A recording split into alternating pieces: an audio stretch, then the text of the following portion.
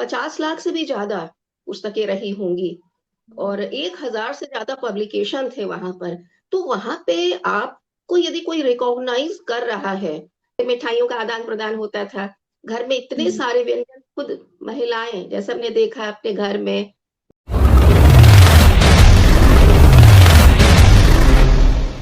Hello everyone, welcome back to SGSH publication. तो आज हमारे साथ है doctor Seema Jain ma'am with us. तो मैम, सबसे पहले मैं पूछना चाहूंगी कि आप कैसे हैं। बिल्कुल मैं ठीक हूँ और सबको नमस्कार, प्रणाम। नमस्ते जी। मैम, तो अभी आपकी 4 किताबें दी वर्ल्ड बुक फेयर में थी, तो आपको कैसा लग रहा है कि 4 किताबें पहले तो पब्लिश करना, उस नहीं, सबसे पहले तो लिखना, फिर पब्लिश करना, फिर उसको वहां इतने बड़े मंच तक लेके जाना। तो आपको कैसा लग रहा है? आपकी मेहनत इतने सालों की वहां दिखी हमको। जी बिल्कुल, बहुत अच्छी बात आपने पूछा है। सबसे पहले तो मैं प्रकाशन समूह को आभार व्यक्त करती हूँ, धन्यवाद देती हूँ। और जहां तक किताब लिखने की बात है, तो मेरी जो 4 किताबें हैं, ये एक लंबे समय से मेरे प्रोसेस में थी कि मुझे ये किताबें लिखनी है। लेकिन चूंकि मैं जॉब में भी हूँ, गवर्नमेंट पीजी कॉलेज प्रयागराज में पोस्टेड हूँ, तो जो वक्त मिलता है ड्यूटी के बाद, फिर मैं अपना लेखन कार्य करती हूँ। तो जैसा कि ये जो किताबें जब लिखा और उसके बाद जब ये प्रकाशित हुई, तो और उसके बाद फिर मैंने देखा कि जो जगह जगह बुक फेयर लगे, जैसे नागपुर बुक फेयर में गई, मुंबई बुक फेयर में गई, और फिर पुणे बुक फेयर में गई, और फिर अंत में अभी अंतरराष्ट्रीय पुस्तक मेला नई दिल्ली में गई। और बहुत अच्छा रिस्पांस मिला मुझे। मुझे इतनी उम्मीद नहीं थी कि जैसे कि नागपुर और मुंबई और पुणे में गई, तो मुझे लगा ये मराठी प्रदेश है और वहां ये हिंदी की लिखी हुई किताबें कौन पढ़ेगा। लेकिन फिर भी मुझे बड़ा अच्छा लगा कि वहां लोगों ने खरीदा किताबें, मुझसे कांटेक्ट किया, मुझसे बात किया, और बड़ी प्रसन्नता व्यक्त किया उन्होंने कि मैंने जैसे उन्हीं के बारे में लिखा है। तो ये बहुत अच्छा मुझे रिस्पांस मिला। और फिर उसके बाद अभी आप देखिए, कल से अंतरराष्ट्रीय कलकत्ता विश्व जी। मेला लगने वाला है, पुस्तक मेला लगने वाला है, जो कि 22 से 3 फरवरी तक लगेगा। तो वहां भी मेरी जी। किताबों की बहुत डिमांड है। और उसके बाद बहुत सारे ऐसे फेस्ट हैं। अभी बनारस में होने वाला है बनारस फेस्ट, लिटरेचर फेस्ट। जी। तो वहां भी मेरे बहुत सारे कार्यक्रम लगे हुए हैं, और जैसे कि पैनल डिस्कशन में है, पुस्तक का विमोचन भी है, बहुत सारी चीजें वहां भी है। अभी वो 30, 31 जनवरी और 1 फरवरी में है वो कार्यक्रम। और उसके बाद लगातार है, फिर कैलकाटा में दूसरा कार्यक्रम है एक। तो वहां भी मेरी किताबें गई हैं, और उसमें सिलेक्शन भी हुआ है। जैसे वो अच्छा। पोएट ऑफ द ईयर, या हम्म। Poetry selection. लेवल में, कि काव्य की श्रेणी में भी उसका नॉमिनेशन हो चुका है। उसके अलावा फिर अगस्त में दुबई फेस्ट होने वाला है, दुबई लिटरेचर फेस्ट होने वाला है अगस्त में। तो वहां से भी कॉल आई है मेरे लिए। तो अभी देखा जाए तो मैं अक्टूबर से अगस्त तक बिल्कुल जो है व्यस्त हूँ। और जगह जगह लिटरेचर फेस्टिवल हो रहे हैं, और पुस्तक मेला लग रहा है, और बहुत अच्छा रिस्पांस। जैसा कि अभी आपने पूछा कि एसडीएसएच जो प्रकाशन समूह है, उन्होंने बहुत कोऑपरेट किया मुझे, बराबर वो कांटेक्ट में रहे मेरे। और प्रतिदिन वो अपडेट दिया करते थे कि मैडम आपकी इतनी किताबें बिकी हैं, इतनी किताबें बिकी हैं। तो मुझे बड़ा अच्छा लगा। और पुनः मैं एक बार उनको आभार व्यक्त करती हूँ कि जो किताबें हैं वो तो है ही अपनी जगह, लेकिन उसको प्रमोट करना, पाठक तक पहुंचाना, ये बहुत बड़ी बात होती है। क्योंकि देखिए, ये एक लोकल मेला नहीं है, यहाँ 35 देशों के प्रकाशन आए हुए थे, और मतलब 50 लाख से भी ज्यादा पुस्तकें रही होंगी, और 1,000 से ज्यादा पब्लिकेशन थे वहां पर। तो वहां पे आपको यदि कोई रिकॉग्नाइज कर रहा है और आपकी पुस्तक खरीद रहा है, तो ये अपने आप में बहुत बड़ी बात है। तो ये इस तरह से जो है ये मुझे बड़ी प्रसन्नता है कि जो है ये प्रकाशन समूह बहुत सहयोग कर रहे हैं हम लोगों के साथ। जी। पहले तो मुझे जान के बहुत अच्छा लगा कि आपकी अभी Kolkata book fair, Pune book fair सब जगह घूम रही है किताबें। और मेरी जी यही इच्छा है कि आपकी बहुत सारी किताबें सेल हो या ना हो, बट आपको एक रेको एज एन राइटर हमें क्या होता है कि लोग हमारी रचना से ऐसा पढ़ के उनको लगे कि हाँ हमारे ऐसा हम भी महसूस करते हैं, तो वो हमारे लिए बहुत बड़ी बात है। तो मैम बिल्कुल आप बिल्कुल। अपनी चार किताब के बारे में एक एक करके थोड़ा बताइए कि वो किस बारे में। सपोज कि पहली आपकी मतलब आपने, मैं क्रम वाइज ऐसा नहीं बोल रही हूँ, बट जो पहली किताब है खामोश रंगों की आवाज, तो उसमें क्या है वो थोड़ा बताइए, हमें जी क्यों बिल्कुल। पढ़नी चाहिए। जी जी बिल्कुल बिल्कुल। ये खामोश रंगों की आवाज लघु कथा का संग्रह है और इसमें एक संस्मरण है। तो देखिए, मैं लघु कथा इसलिए लिखती हूँ कि आज किसी के पास समय नहीं है पढ़ने का। देखिए, आप हम्म, बड़े शहरों में देखिए, लोग मेट्रो में ट्रेवल करते हैं, उनको 1 घंटे का समय होता है अपने डेस्टिनेशन पे पहुंचने के लिए। अपने ऑफिस जी जाने के लिए वो मेट्रो से ट्रेवल करते हैं। तो वो पतली सी 50-60 पृष्ठों की पुस्तक है और वो आप अपने लैपटॉप बैग में भी डाल सकते हैं आराम से। और वो मुश्किल से आपको 35 से 40 मिनट में आप उस पुस्तक को खत्म कर सकते हैं। तो उसमें छोटी छोटी कहानियां हैं, समसामयिक विषयों पर है। और उसको आप पढ़ेंगे तो उसकी भाषा बड़ी सहज और सरल है। बहुत ही सीधी सरल भाषा में कहानी है। तो उसमें एक दादी की कहानी है, एक सासू माँ है। मैं आपको संक्षेप में बताती हूँ। तो जी बिल्कुल। वो कोऑर्डिनेट नहीं करती हैं अपने परिवार में। उनके 6 बेटे हैं, 6 बहुएं हैं और पोते पोतियां हैं। लेकिन वो बहुत ही स्ट्रिक्ट, कहना चाहिए अनुशासित नहीं है। अनुशासन तो बहुत अच्छी बात होती है, लेकिन एक वो हम्म, डिस्टेंस करके रखती हैं। तो जिससे होता क्या है कि भाई, जो बेटे हैं वो तो अपने काम में चले गए, बहुएं और उनके बीच में खिंचावट सी है, तनातनी रहती है। तो जाहिर सी बात है कि जैसे पोते पोतियां होते हैं घर में, वो दादी के आसपास रहते हैं, लेकिन उनको वो बिल्कुल। चीज प्राप्त नहीं हो पाती। तो ये एक मैसेज है ऐसे लोगों के लिए कि जब तक हम नई पीढ़ी से कोऑर्डिनेट नहीं करेंगे तो वो मेरे पास हम्म, नहीं बैठ। क्योंकि ज्यादातर लोगों को यही शिकायत होती है कि हमारी बहुएं बैठती नहीं है। बेटे भी जब शाम को आते हैं तो बस थोड़ा सा रुके और फिर अपने कमरे में चले जाते हैं। और जो पोते पोतियां, उनके ग्रैंड चिल्ड्रन है, वो भी समय नहीं देते हैं। तो जब तक हम लोग, अब हम लोग तो दादी नानी की उम्र में आ गए ना, तो जब तक हम कोऑर्डिनेट नई पीढ़ी से नहीं करेंगे तो वो हमें क्या तवज्जो देंगे, आप ये बताइए। तो ये एक ठीक। मैसेज है इस कहानी में। तो ऐसे ही बहुत छोटी छोटी सी कहानियां और एक संस्मरण भी है जो मैंने अपनी मदर के ऊपर लिखा है कि भाई, उनके जमाने की वो चीजें, उनका चाइल्डहुड, वो कैसा फील करती थी। तो हम्म, देखिए, हमारी पीढ़ी तो दादी नानी के गोद में पली हुई पीढ़ी है ना। बिल्कुल। लेकिन आजकल के बच्चे क्या है कि भाई, सर्विस की वजह से पति पत्नी दूसरे शहर में हैं और बच्चे हाँ। अपने परिवार से जुड़ नहीं पाते हैं।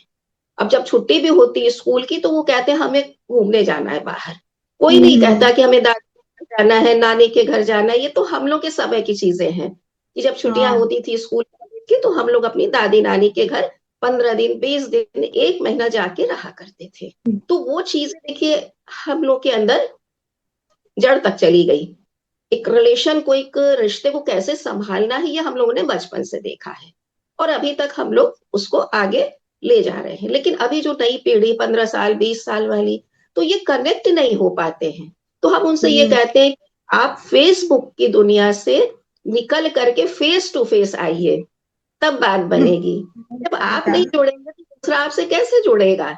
और सारी चीजें फेसबुक पे नहीं हो पाती हैं, है ना। जो ट्रू। चीजें हम परिवार से सीखते हैं, कुछ चीजें हमारे शिक्षक सिखाते हैं, कुछ हमारे दोस्त और मित्र सिखाते हैं और कुछ समाज सिखाता है। तो जब तक हम इनसे कोऑर्डिनेट नहीं करेंगे, अभी आप देखिए त्योहार पे, जैसे कहानी मैंने लिखी है, दिवाली का त्योहार है, तो आपको हम्म, हंड्रेड्स मिल गई सोशल मीडिया पे, लेकिन आपके घर तो कोई नहीं आया। हमने तो वो हाँ। दौर देखा कि होली दिवाली पे हम लोग के यहाँ बहुत भीड़ होती थी और हम लोग मिल करके, पूरा मोहल्ला मिल करके दिवाली और होली, ये सारी चीजें, त्योहार मनाते थे। लेकिन आजकल के बच्चे इन चीजों से महरूम हैं। उनको पता ही नहीं है। वो शाम को अपना स्टेटस चेक करते हैं कि कितनी विशेष आई, ये चीजें हैं। तो अब आप हाँ, देखिए कि दीवारें तो आपकी खाली हैं, फर्नीचर तो सूना पड़ा है, कोई गेस्ट तो आपके यहाँ आया नहीं। पहले मिठाइयों का आदान प्रदान होता था, घर में इतने सारे व्यंजन खुद महिलाएं, जैसे हमने देखा है अपने घर में, दादी को, माँ को देखा है, ताई को देखा है कि वो व्यंजन बनाती थी और बांटा करती थी। तो ये चीजें हाँ। देखिए अब खत्म हो गई है, बिल्कुल, है ना। बाहर से मिठाइयाँ आ गई, नाश्ता आ गया, और बस हम्म। वही चला, है ना। तो ये धीरे धीरे मतलब जो हमारे समाज में, घर में, परिवार में जो परिवर्तन आया है, तो ये कुछ नकारात्मक सा है, क्योंकि आगे बिल्कुल। आने वाला कैसा होगा हम कल्पना भी नहीं कर सकते। क्योंकि जब हम्म। हमारे बच्चे से कनेक्ट नहीं होते हैं, तो फिर उनके बच्चे कैसे कनेक्ट होंगे आगे। तो हाँ। ये एक मैंने मैसेज दिया है इसमें। तो ऐसे छोटी छोटी 2-2 3-3 पेज की कहानियां हैं इसमें। और दूसरा मेरा जो है काव्य संग्रह, वो है बनारस। चूंकि मैं बनारस बना एक अलग। जी, काव्य संग्रह है बनारस। तो मैं चूंकि बनारस से हूँ, तो जैसे ऐसा कह लीजिए कि बनारस जो है वो एक आंगन हुआ, और प्रयागराज में चूंकि मेरी जॉब है, तो दूसरा आंगन जो है प्रयागराज है। दोनों हाँ। मेरे लिए समान रूप से महत्वपूर्ण है। ठीक है। तो ये जो है बनारस के बारे में लिखने का विचार तो बहुत समय से था, और थोड़ा थोड़ा करके मैं लिख भी रही थी। और हम्म। करते करते इतनी कविताएं इसमें हो गई संग्रहित, कि तब मैंने ये सोचा कि इसको एक संग्रह के रूप में प्रकाशित करा लिया जाए। तो ये संग्रह के रूप में आया, और इसमें बनारस की माटी की सूंधी सुगंध आपको मिलेगी। आप जैसे कविताएं पढ़ेंगी, तो इसमें जैसे वहां क्या है कि कल्चर है कि आपको आज भी जो चाय है वो कुल्हड़ में मिलती है। और चाय भी बहुत बड़ा कुल्हड़ नहीं होता है, छोटा सा 2 घूंट का, कि बस 2 घूंट पिया और कुल्हड़ आपने पी दिया। तो वो हाँ। छोटी छोटी कुछ कविताएं हैं, और स्वाद का खजाना है कविता। कि जैसे आप देखिए बनारस खाने पीने के मामले में बहुत समृद्ध है। तो वहां हम्म। दिन भर आप कुछ अलग अलग एरिया में, अलग अलग जगहों पर, मोहल्लों में आपको चीजें मिलेंगी। रबड़ी हो गई, मलाई हो गई, खौलते कढ़ाई में आपको दूध मिल रहा है। वहां पर सर्दी का दिन है तो मलैया मिल रही है आपको, ठंडाई मिल रही है गर्मी के दिनों में। तो ये सारी चीजें मैंने उसमें समेटी है। अब एक देखिए जगह है मणिकर्णिका घाट, उस पर मैंने 3 कविताएं लिखी हैं। कि वहां के लिए वाह। देखिए ये प्रसिद्ध है कि वहां की अग्नि कभी बुझती नहीं। कि बहुत कड़कड़ाती ठंड हो, या तपती झुलसती गर्मी हो, या घनघोर बारिश हो, वहां की अग्नि कभी बुझती नहीं है।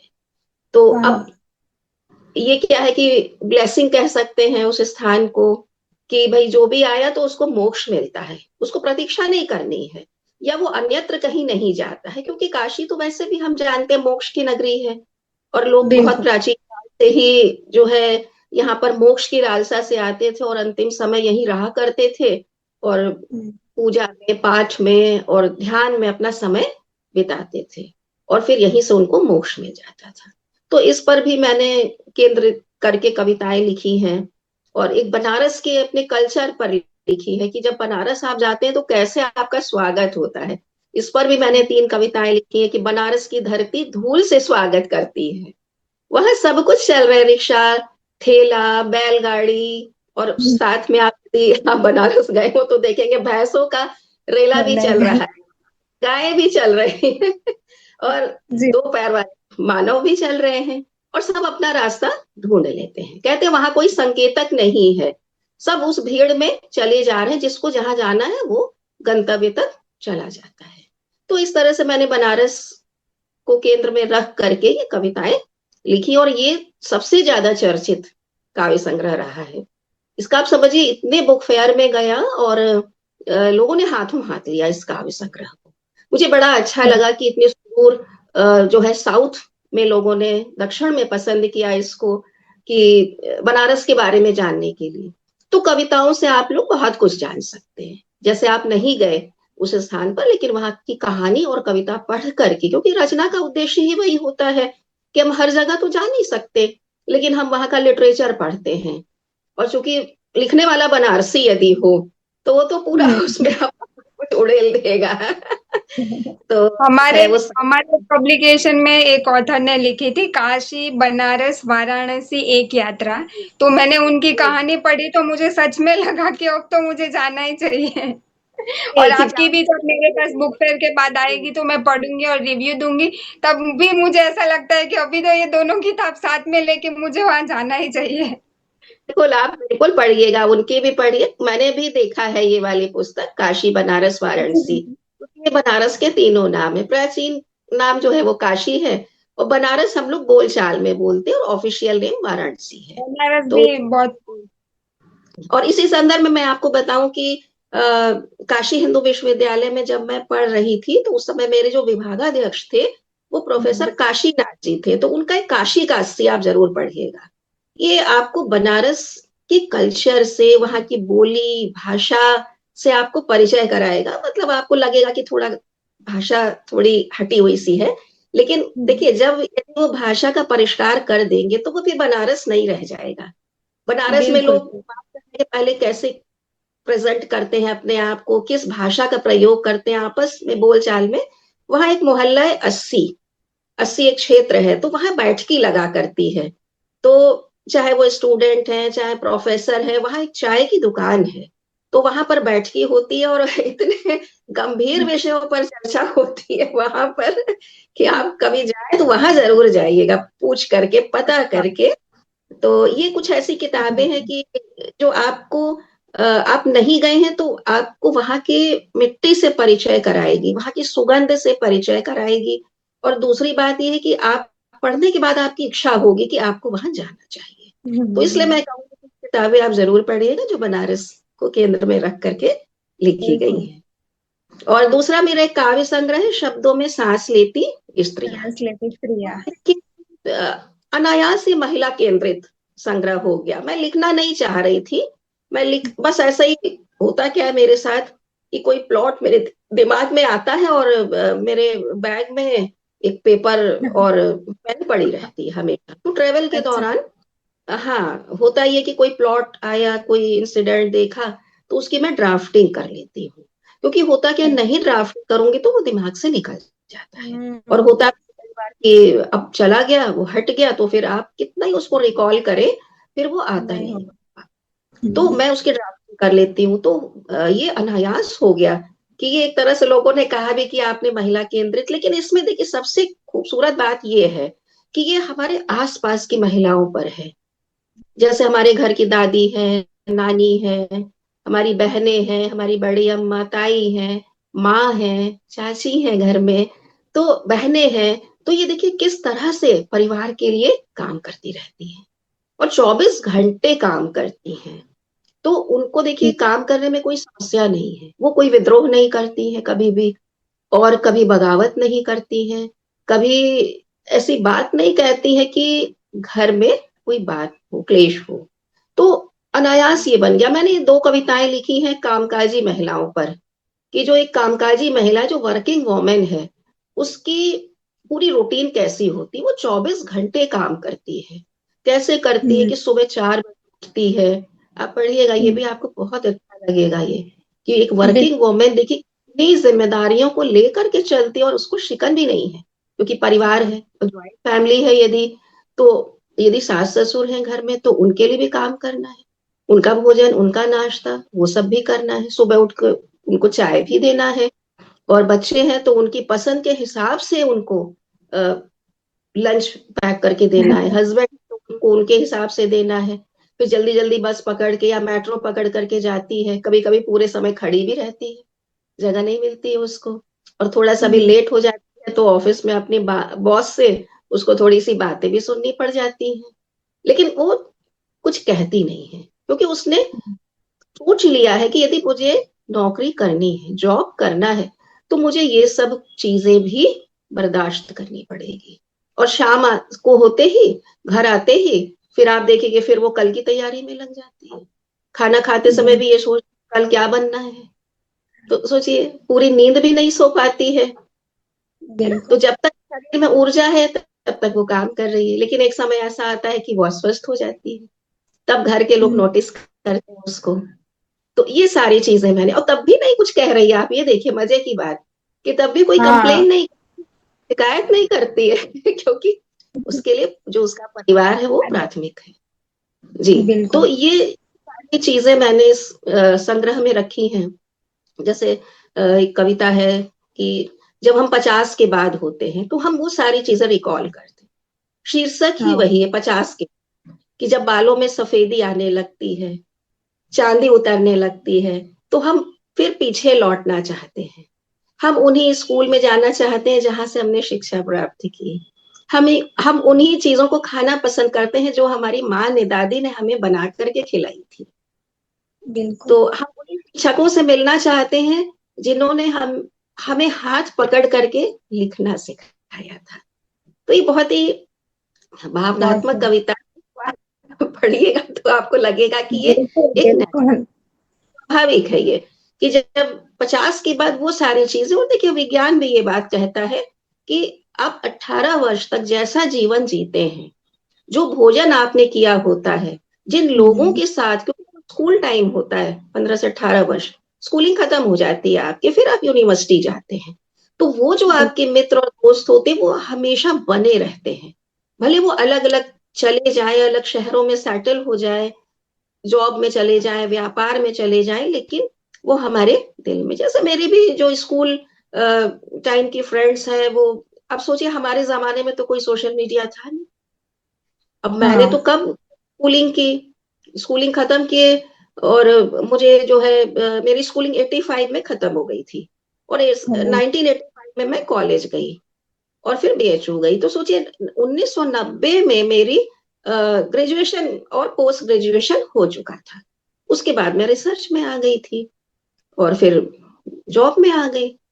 तो कहने का आशय ये है कि ये विज्ञान भी इस चीज को मानता है कि शुरुआत के दिनों में जैसे जिन लोगों की आप कंपनी में रहते हैं, जो दोस्त होते हैं, वो कभी आपके दिमाग से, जहन से निकलते नहीं, वो हमेशा बने रहते हैं। तो वही मैं बता रही थी कि देखिए हमारे जमाने में, अब 1980 का समय सोचिए, आज से 45-46 साल पहले का जो समय है, तो वो उस समय में क्या फोन होते थे घर में, लैंडलाइन भी नहीं होते थे उस जमाने में, सोचिए। तो अब हुआ क्या कि जब ये कोविड का दौर आया, तो पता नहीं कैसे कैसे जो हमारे बचपन के जो दोस्त थे, जो स्कूल में पढ़े थे, उन लोगों ने एक दूसरे को ढूंढ लिया, और फिर हम लोग की फिर बातें शुरू हो गई। तो इसी तरह कॉलेज के मित्र, यूनिवर्सिटीज के मित्र, सब अलग अलग। देखिए मैंने बताया है कि कैसे, देखिए आप प्रोफेशनल होते चले जाते हैं। जब आप स्कूल के दोस्तों से बात करते हैं तो आप प्रोफेशनल नहीं होते। आज भी देखिए मैं प्रोफेसर हूँ कॉलेज में, लेकिन अभी 2 दिन पहले ही हमारे स्कूल के मित्रों का फोन आया, सहेलियों का, तो हम लोग उसी तरह से लड़ रहे थे, बात कर रहे थे, और जैसे हम लोग बचपन में लड़ते थे। तो कहती कि तुमको ऐसा नहीं लगता, तुम बहुत नेचुरल हो, कहती है मेरी दोस्त कि मतलब हम लोग को तो ये लगता है कि तुम शायद बात भी ना करो। हमने कहा क्यों नहीं बात करेंगे, स्कूल के दोस्तों की तो बात ही अलग होती है। तो मेरी बेटी बैठी हुई थी, तो वो मुझे देख रही थी बराबर क्योंकि मैं ऐसे कभी उसको नहीं दिखाई पड़ती इस रूप में। तो मैंने कहा बेटा ये हमारे स्कूल के जो है, जब हम लोग 10-12-15 साल के थे, तो ये हमारे दोस्त थे। तो वो सारी चीजें आपको यहाँ पर इस संग्रह में दिखाई पड़ेगी। ये उन चीजों को मैंने पिरोया है इस संग्रह में। और ये अनायास ही जो है, ये एक कह सकते हैं कि बहन, बेटी, दादी, नानी, माँ, इन पर केंद्रित हो गया है। तो ये जो है, आपको हम बताएं कि राष्ट्रीय पुरस्कार भी मिला इस काव्य संग्रह को। काव्य संग्रह की श्रेणी में मैंने इसको नॉमिनेट किया, और इसको जो है नेशनल अवार्ड मिला इस संग्रह को। और इसे भी लोगों ने खूब पढ़ा है, और रिव्यूज लिखे हैं अमेजोन पे, आप खोल करके देखिएगा। जी, दीदी देखा अच्छा, मैंने। जी, इसमें रिव्यूज पड़े पड़े हुए हैं कि मतलब ये बड़ी सहज और सरल भाषा में है। कहीं कोई ऐसा नहीं है कि आपको, जैसे कहते हैं ना लोग कि हिंदी बहुत कठिन भाषा है, नहीं समझ में आती है, तो ऐसा नहीं है। आप पढ़ेंगे तो लगेगा आपके घर की कहानी, आपकी दादी की बात हो रही है, आपकी माँ की बात हो रही है, इसमें आपकी बड़ी बहन की बात हो रही है, बिल्कुल। और लगेगा कुछ समय के बाद आप जब और मैच्योर होंगे तो लगेगा आप ही की बात हो रही है। तो ये जो है, तीन जो है इस तरह से ये संग्रह हमारे हैं। और चौथा जो है वो है, एक तरह से आप कह सकते हैं कि ये रेफरेंस बुक है। इसको आलोचनात्मक पुस्तक हम लोग कहते हैं। जो यूनिवर्सिटी के जो स्टूडेंट्स होते हैं, रिसर्च स्कॉलर्स होते हैं, तो जब शोध करते हैं वो, तो उनको एक रेफरेंस बुक की जरूरत पड़ती है। तो इसका नाम है समकालीन हिंदी कविता की भाषिक संरचना। तो इस पुस्तक में मैंने 3 पीढ़ियों को लिया है। जैसे उसमें मैंने भवानी प्रसाद मिश्र को भी लिया है, तो बद्री नारायण जी को भी लिया है, और एकांत श्रीवास्तव को भी लिया है, नागार्जुन को भी लिया है, और ऐसे बहुत सारे, जो स्वप्निल को लिया है मैंने, है ना, विनोद कुमार शुक्ल जी को लिया है, जो कि 3 पीढ़ियों से लिखते चले आ रहे हैं। तो ऐसे मैंने 3 पीढ़ियों को सहेज लिया है, और इस पुस्तक का भी बड़ा अच्छा रिस्पॉन्स मुझे मिला। तो लोगों ने कहा इस बात को कि हमें तो सारी चीजें एक ही पुस्तक में मिल गई, ये चीज। और रेफरेंस आप देखेंगे, बहुत लंबी सूची है रेफरेंस की। तो इसमें मैंने बहुत मेहनत की है, बहुत काम किया है, और बहुत सारे जो है पुस्तकालय देखे गए, और बहुत सारी पुस्तकों को डाउनलोड किया गया, और तब जो है फिर ये पुस्तक सामने आई है। और अभी इसकी आप समझिए कि एक सीरीज तो अभी ये आई है, और बहुत अच्छा रिस्पॉन्स है, और इसकी कम से कम 2 से 3 सीरीज आएगी। मैं भाषा पर भी ओके। काम कर, जी, तो भाषा पर अच्छा। काम कर रही हूँ। और चूंकि काव्य शास्त्र और भाषा, ये 2 ऐसे विषय हैं कि यदि आप इसको पढ़ते हैं तो आपको भाषा के बारे में बहुत जानकारी होगी। तो चूंकि इसमें मैंने कवियों की भाषा, उनकी कविताओं को लिया हुआ है, और जैसे मैं आपको एक कविता बताती हूँ, बड़ी अच्छी एक कविता है कि बिल्कुल। ओ घर, मैं तुझे कभी गिरने नहीं दूंगा, जहां लुका छिपी में मेरा बचपन बीता, कितने दिए थरथराए माँ की प्रार्थना में, लुका छिपी में मैं किवाड़ के पीछे छुपा। तो ये जो कविता है बड़ी मार्मिक है, बहुत संवेदनशील कविता है ये राजेश जोशी जी की संभवतः कविता है कि ओ घर, मैं तुझे गिरने नहीं दूंगा। गिरने से क्या आशय, देखिए आज घर जो गिर रहे हैं, मतलब जो कहना चाहिए न्यूक्लियर फैमिली हो रही है, कि संयुक्त परिवार से हम लोग एकाकी, एकल परिवार में हम लोग तब्दील हो गए हैं। और वो एकल परिवार भी देखिए कितने टूटे हुए से हैं, कि पत्नी कहीं जॉब कर रही है, पति कहीं जॉब कर रहा है, 2 बच्चे हैं घर में, तो दोनों बच्चे अलग अलग शहरों में या तो पढ़ रहे हैं या फिर जॉब में हैं। तो वो कब मिलते हैं आपस में? जब कोई त्योहार होता है, वो भी देखिए यदि आ, आप आते हैं, छुट्टी मिलती है तभी मिलते हैं, और नहीं तो वो भी नहीं, वो जहां है वहीं सेलिब्रेट कर लेते हैं। तो सोचिए कैसे हमारा जो भारतीय समाज है, संयुक्त परिवार, जहाँ की आप देखिए कि 15-20 लोगों का परिवार होता था। स्वयं मेरा परिवार, बचपन में देखा मैंने कि संयुक्त परिवार था, धीरे धीरे धीरे सब नौकरी के लिए, व्यवसाय के लिए दूसरे शहर में शिफ्ट हो गए। तो जहां जो व्यक्ति एक बार शिफ्ट हो गया, तो वापस तो नहीं आता है, क्योंकि वहीं उसकी सर्किल बन गई। तो अब वो वापस आता भी है, तो फिर उसका समाज वहां नहीं मिलता है। ये समस्या मैंने देखी। अभी 2 दिन पहले ही हम लोग के कॉलेज में बात हो रही थी, तो हमारी उम्र के लोग थे, तो जो गांव से आकर के प्रयागराज में रहे और रह रहे हैं, सर्विस में हैं, जॉब कर रहे हैं, तो अब उन्होंने यही कहा कि देखिए हम लोग आए, घर मकान बनवा लिया यहाँ पर, अब हम लोग गांव जाना चाहते हैं तो कोई है ही नहीं हमारे साथ का।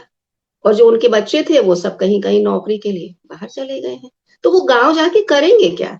तो ये चीज मैंने इस संग्रह में कविताओं का उदाहरण दिया है, कि किस तरह से संयुक्त परिवार से छींचते छींचते जो है ये एकल परिवार में तब्दील हुआ, और अब एकल परिवार भी टूट रहे हैं।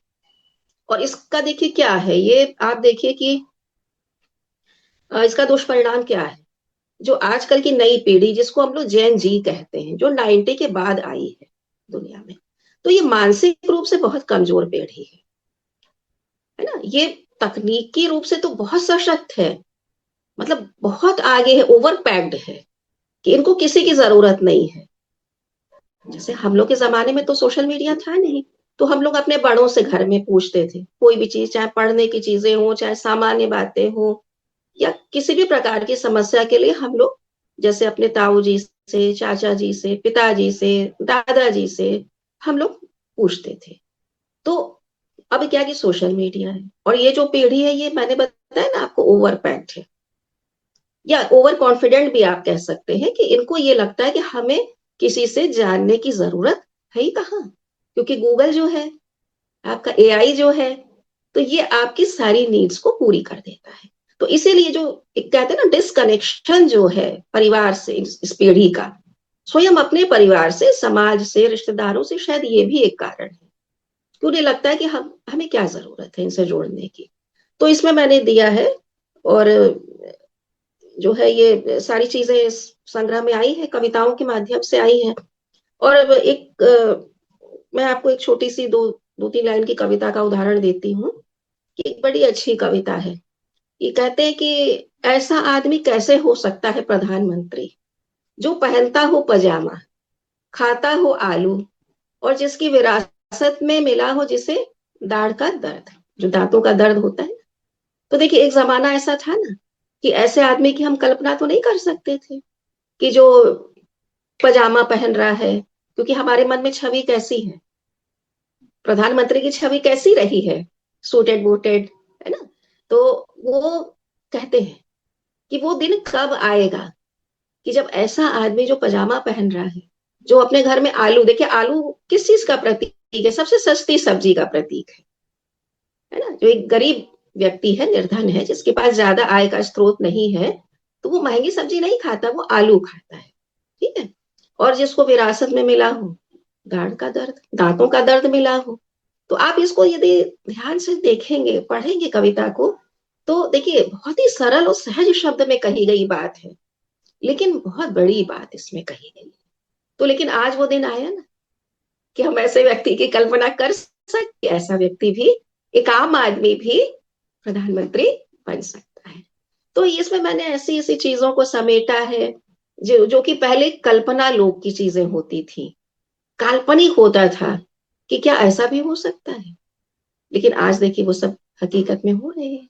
तो इस तरह से मैंने संग्रह में इन सारे कवियों को, उनकी कविताओं को लिया हुआ है। तो जी। बस यात्रा चल रही है। बहुत बहुत अच्छा और डीप में आपने हर एक चीज बताई, और मैं भी मानती हूँ कि जो भी आपने चारों टॉपिक लिखी है वो नॉर्मल लोग अगर कोई भी पढ़ेगा तो उसको बहुत हेल्पफुल होगी। सपोज कि अगर कोई प्लेस भी है तो उससे भी हम बहुत कुछ सीख सकते हैं। और जो आपने हिंदी कविता वाली बोली जो जिसमें हम सीख सकते हैं, तो उसमें यूपीएससी के वो सारे स्टूडेंट भी सीख सकते हैं, क्योंकि मैंने बीच में यूपीएससी के वो प्रिपरेशन किया था, तो उसमें भी ऐसे सब्जेक्ट की बहुत ज्यादा नीड होती है जिसमें हिंदी साहित्य को हमें जानना रहता है, तो उसके लिए भी ये किताब बहुत ज्यादा यूजफुल है।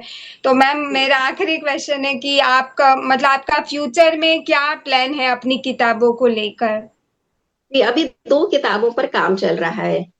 पहली किताब अच्छा। तो मेरी स्वयं की आत्मकथा है, और आत्मकथा जैसा कहा जाता है कि जब आप 50 55 60 साल के होने लगते हैं, तो वो आपको सारी जी। चीजें रिकॉर्ड करती है। और इतना मेरे लिए पेनफुल था, अचानक एक दिन ट्रिगर हुआ मुझे 6 महीने पहले, साल भर पहले, कि मुझे आत्मकथा लिखनी चाहिए। और मेरी फ्रेंड्स एंड फैमिली भी कहती है कि भाई आपके पास तो इतना समृद्ध अनुभव है, क्योंकि देखिए मैं जॉब 23 वर्ष की उम्र से कर रही हूँ, अब तो मेरा रिटायरमेंट है अगले साल। तो एक लंबा समय बीता जॉब में, तो वो सारे एक्सपीरियंस, वो अनुभव मेरे नौकरी के हो गए। फिर बचपन से लेकर के विश्वविद्यालय तक की जो शिक्षा है, वो सारे टीचर्स, वो मुझे आज भी याद है कि मैं पहली बार कैसे स्कूल गई थी 4 वर्ष की उम्र में, और फिर विश्वविद्यालय तक की शिक्षा मैंने कैसे प्राप्त की। वो सारे टीचर्स मुझे आज भी याद है, उनके नाम भी याद हैं। तो लोग बराबर ये कहा करते थे कि आपको अपने बारे में अब लिखना चाहिए। बहुत सारी किताबें आई मेरी, और ये चार तो अभी चूंकि नई है पुस्तकें, इसलिए जो ज्यादा जो है लोग पढ़ रहे हैं। और पहले तो सोशल मीडिया था नहीं, तो पहले प्रिंट में आती थी चीजें, और बहुत सारी साहित्यिक पत्रिकाओं में बराबर मेरे शोध आलेख, परिचर्चाएं, बुक चैप्टर्स ये बराबर निकलते रहते हैं, और लोग इसको पढ़ते हैं। अब फायदा ये हो गया है कि भाई जैसे पहले प्रिंट मीडिया था तो वो सीमित पहुंच होती थी उस समय, लेकिन अभी क्या है कि सोशल मीडिया है तो आम आदमी भी पढ़ रहा है, उस चीज को पसंद कर रहा है, रिव्यूज लिख रहा है। तो ये सारी चीजें, तो वो सारे जो मेरे अनुभव थे, नौकरी के अनुभव, शिक्षा के अनुभव, उसके अलावा परिवार का, समाज का, तो ये लगभग 100 पृष्ठ की मेरी एक आत्मकथा अभी प्रकाशन में है। और हो किताब मैं काशी पर ही लिख रही हूँ। तो बनारस तो कविता संग्रह है मेरा। और देखिए बनारस या काशी कहिए, ये इसका नाम मैंने काशी रखा है। तो काशी इसलिए रखा है, इसका कारण है, काशी इसलिए कि प्राचीन नाम इसका काशी है ना।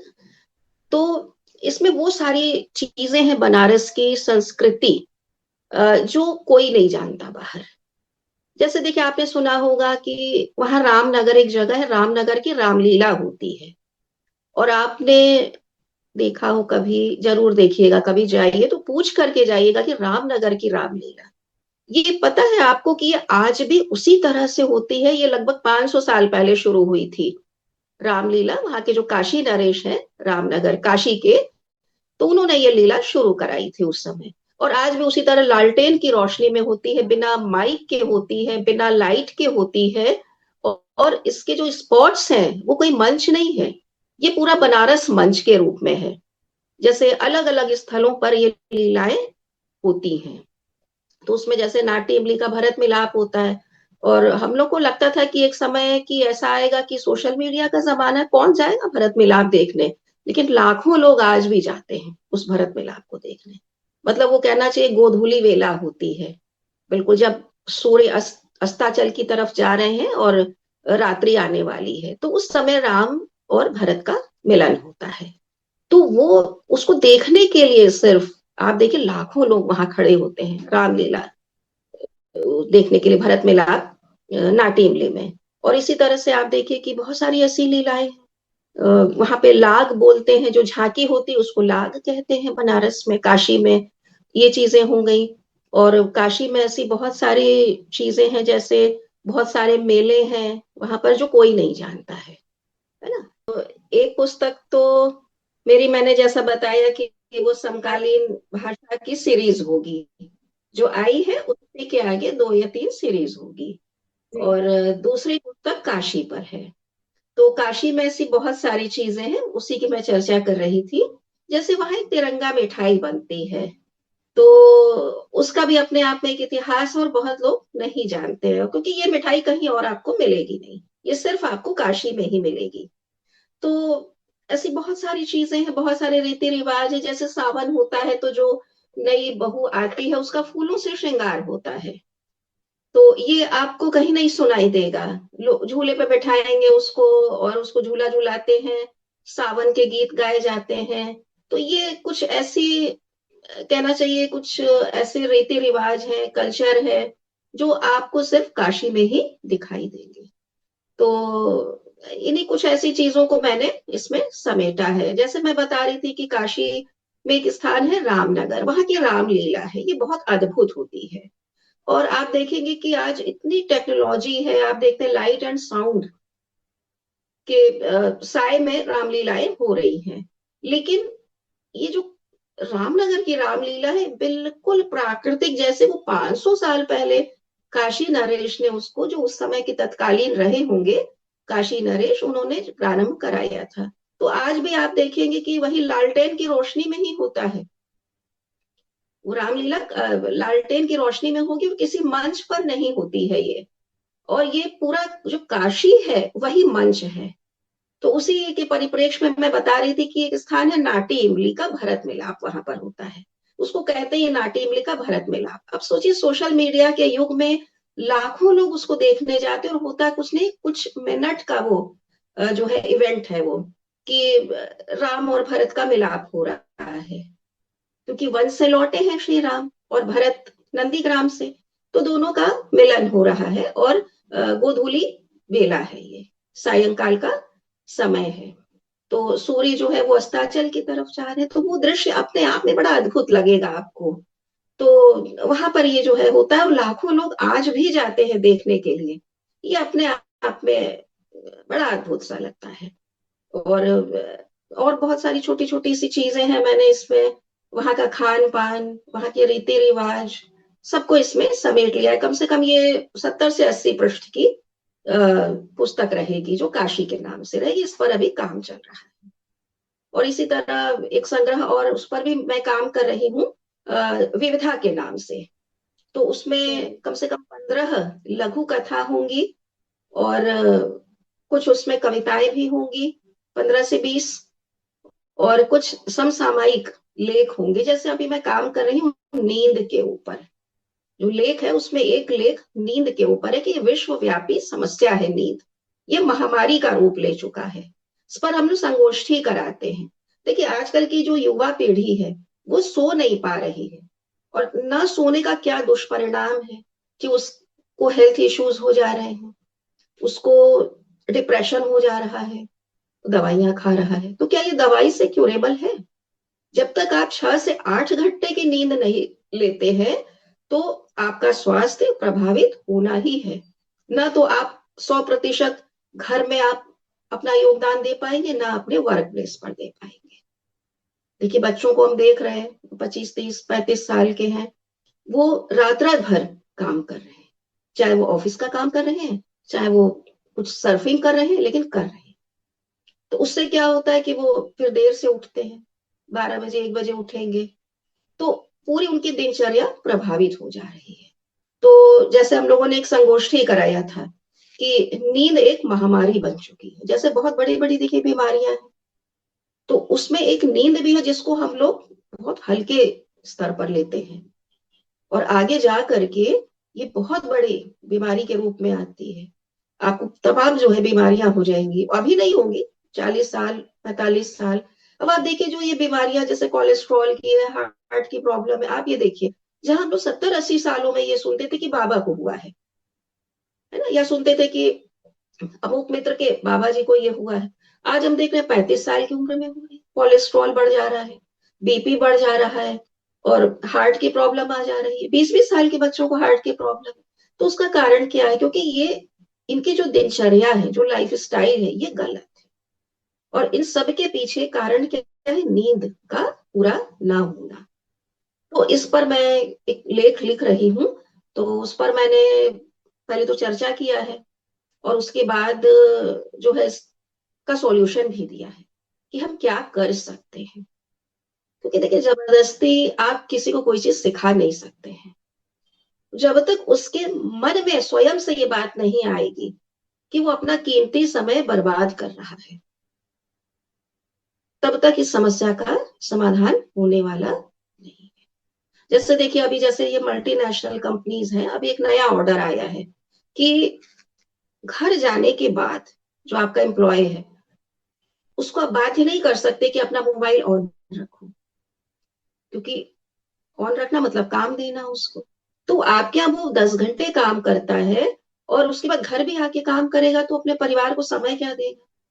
वो आराम कब करेगा? देखते हैं कि खाना खाते खाते कॉल आ गया बॉस का, तो तुरंत वो खाने की थाली छोड़ करके बालकनी में खड़े होकर बात करता है। तो सोचिए ये सारी चीजें कहीं ना कहीं हमारे स्वास्थ्य को प्रभावित करती है कि नहीं करती है? भाई जब तक आप युवा हैं तब तक तो नहीं, लेकिन एक उम्र के बाद ये सारी चीजें हावी हो जाती है।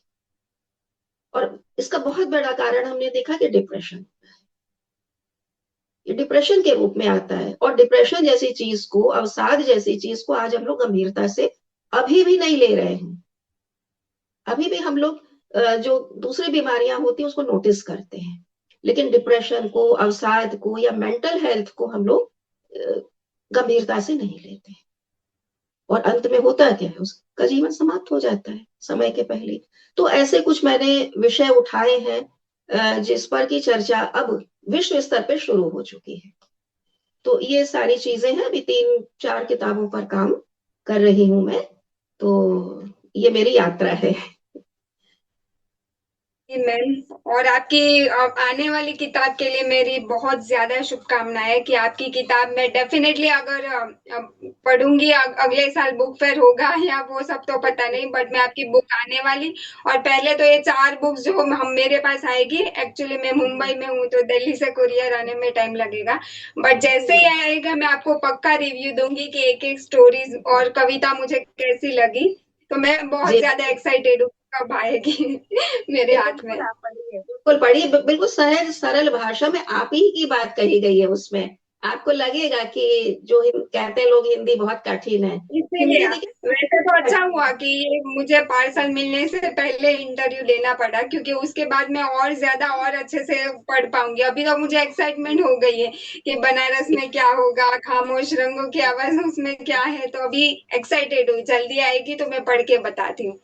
बिल्कुल आप ओके पढ़िए। मैम, और ये थैंक यू। जी आपसे बात करके सच में बहुत अच्छा लगा कि जो भी आप लिख रहे हैं वो समाज के लिए तो है ही उपयोगी। अगर कोई एक नॉर्मल इंसान भी उसको पढ़ेगा तो उसमें से अगर वो सच में कुछ उतारेगा तो उनकी लाइफ सच में डेफिनेटली, कोई भी बुक से किसी की पूरी लाइफ अच्छी नहीं हो सकती, बट जो भी पढ़ेगा उससे डिटेल में अगर वो समझेगा ना तो उसमें बहुत ज्यादा हेल्पफुल होगी। सो थैंक यू, आपने इतना समय निकाला और ये इंटरव्यू दिया और अपनी किताब हमारे SGSH पब्लिकेशन से रखवाई। Thank you and spread goodness, spread happiness. आभार, धन्यवाद एक बार पुनः आप सभी को। Thank you ma'am.